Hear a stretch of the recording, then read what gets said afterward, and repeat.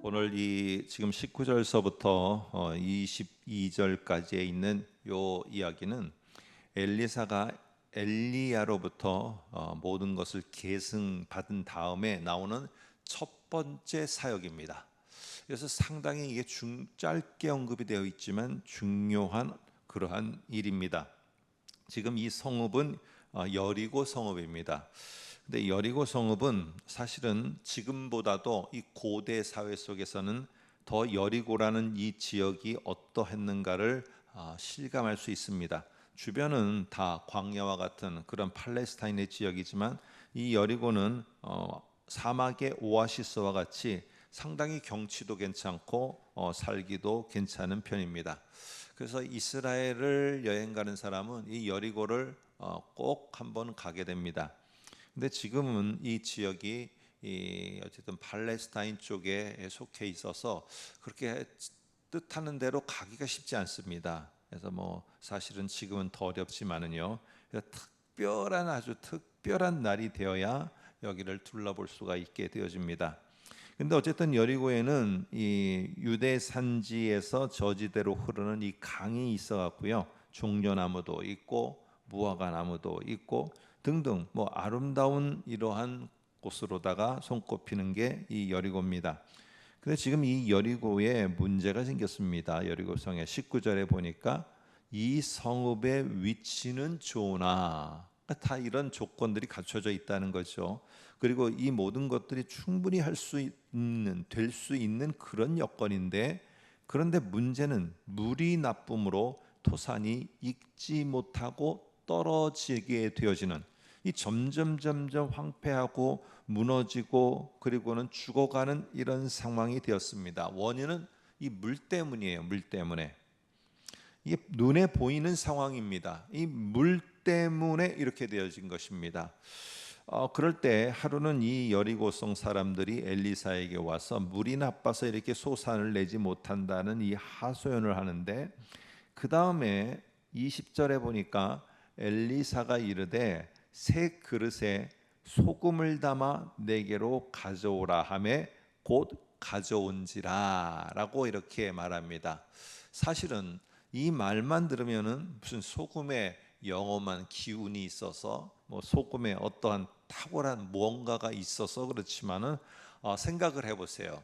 여러분들이 식물을 키우거나 뭐 이게 조그마한 과실수를 키우는데 소금물을 거기다가 갖다 붓는다라고 해보시기 바랍니다. 아니면 소금물로다가 우리가 계속 먹어야 된다고 했을 때, 이거는 뭘 말하느냐면은 사실은 조금만 가져다가 소금을 넣는 것이겠지만은 이것을 상식적으로 받아들이기에는 쉽지가 않은 거라는 것입니다. 이들의 생각에서는 이 소금이 가지고 있는 것은 뭐 어떤 뜻이고 정화의 기능이 있고, 성경은 이런 거 설명하지 않습니다.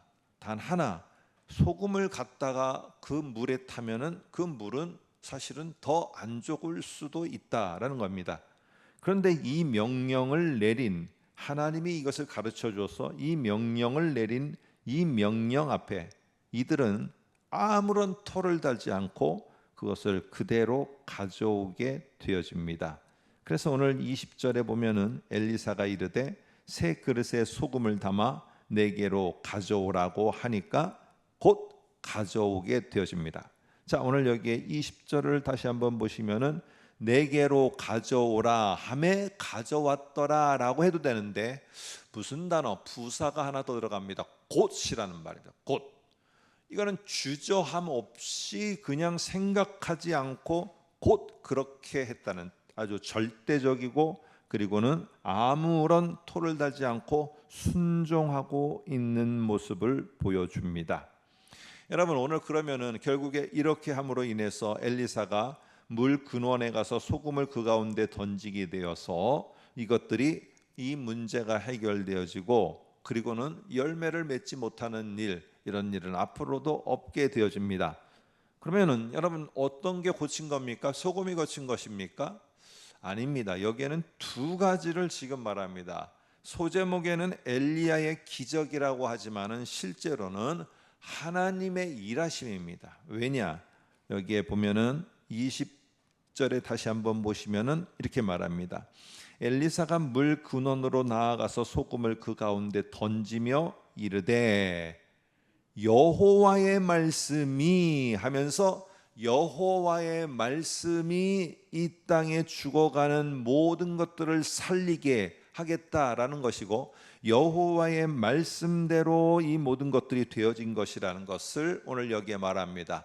너희가 그러면서 이 여호와의 말씀을 받았을 때 여호와의 시키는 대로 했을 때 곧 그대로 순종함이 여호와께서 말하심과 여호와께서 말하심을 듣고 이것을 받아들이려는 마음에서 너희가 아멘 하고 순종했기 때문에 자꾸 머리를 써갖고 이게 될까 저게 될까, 이거는 이러면 어떻게 하지, 저거면 어떻게 하지, 야 소금을 가져오면은 이게 될 것인가, 이때까지 소금을 갖다가 물에 타갖고 물이 좋아지고 열매를 맺고 이런 적이 있었느냐, 이런 여러 가지를 생각하며 여러 가지를 고민하지 않고 하나님이 말씀하시는 대로 곧 그대로 하니까 이 하나님의 말씀대로 다시는 죽음이나 열매를 맺지 못함이 없을지니라 하는 그대로 그 땅은 회복되어지게 되는 것을 보게 됩니다.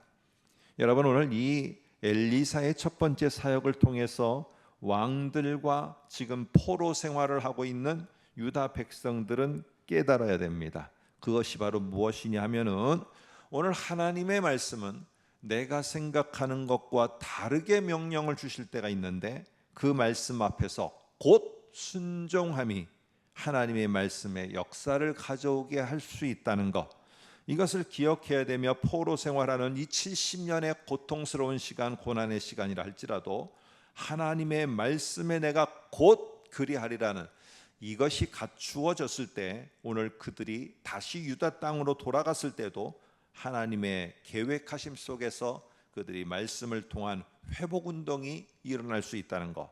그래서 오늘 그들은 이 약속의 말씀을 믿고 신뢰하며 기다리고 있는 이런 모습으로 그들은 훈련이 되어집니다.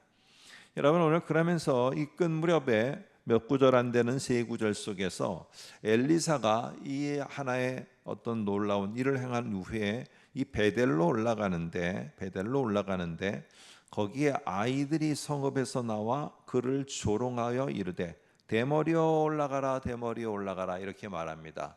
이러니까 우리가 생각할 때는 이 엘리사가 이게 대머리구나 이렇게 생각하는데 사실은 그것은 아닙니다. 그리고 어린아이들이 이렇게 말함을 통해서 사실은 어찌 보면 저주를 내려 결국에는 이 아이들이 다 곰에 의해서 죽게 됩니다. 여러분, 이거를 어린아이 학대를 이렇게 하네, 이렇게 오늘날 시각으로 바라보면 안 됩니다. 여기에 어린아이라고 하는 것은 젊은 자들이고 이 젊은 자들이 이 엘리사를 갖다가 이렇게 부르는 대머리라고 하는 것은 아마도 이 피부병에 의해서 이 머리가 다 빠져가고 있는, 이 볼품없는 머리가 많이 탈모가 일어난 이러한 상태였을 것입니다. 그랬을 때 지금 이 젊은이들이 지금 이렇게 조롱하는 거는 앞에서 말한 소금으로다가 이렇게 했다는 거, 이런 말도 안 되는 거, 이런 하나님의 말씀이 이랬다는 거, 이런 것을 받아들이지 않는 곧 순종한 이 성읍의 사람들과는 대조적으로 그렇게 말하고 행동하는 엘리사를 비웃는 것이에요. 이렇게 비웃고 이것을 거절하고 계속 이러한 것들 속에서 엘리사를 통한 하나님의 말씀의 역사하심이 있을 거다. 이 말씀을 통해서 하나님은 역사한다. 이럴 때 무슨 하나님의 말씀이 역사를 해? 아니 그 말 듣는다고 그게 돼? 아니 그게 무슨 성경에 기록된 이 책에 기록된 그 말이 지금 무슨 역사와 능력이 나타나? 이렇게 만일에 하나님의 말씀을 무시하게 된다면은 거기에는 회복이 찾아오지 않을 것을 오늘 이런 하나의 사건을 통해서 말해주고 있습니다. 그래서 오늘 23절부터 나오는 이 젊은이들의 엘리사를 조롱하는 행위는 앞에서 여리고 성읍에 나오는 자들이 곧 순종하고 행동하는 것과 대조를 이루게 됩니다. 오늘도 우리가 살아가고 한 달을 살아가면서 하나님은 우리들에게 말씀을 주시는데 아멘은 됐지만 돌아서면은 이게 현실하고 안 맞는 게 있을 거예요. 이 설교나 내가 성경을 읽는 가운데 이게 참 나에게 주시는구나, 또 찬양을 듣는 가운데 하나님이 오늘 내게 주셨구나, 아멘 하는데 현실을 다시 마주하게 되면은 그것이 믿어지지 않을 때가 있어요. 그럴 때 우리는 꼭 기억해야 됩니다. 모든 판단과 모든 생각과 내가 계산과 이런 것들은 내려놓고 곧 하나님께서 그렇게 하라는 대로 내가 순종함이 있을 때 여리고성의 회복처럼 우리의 삶에도 회복이 있게 될 것을 믿고, 오늘 후반에 나오는 젊은이들의 조롱이 아니라 앞부분에 나오는 여리고성 사람들의 곧 순종하는 이러한 우리의 삶이 되시기를 간절히 소망합니다.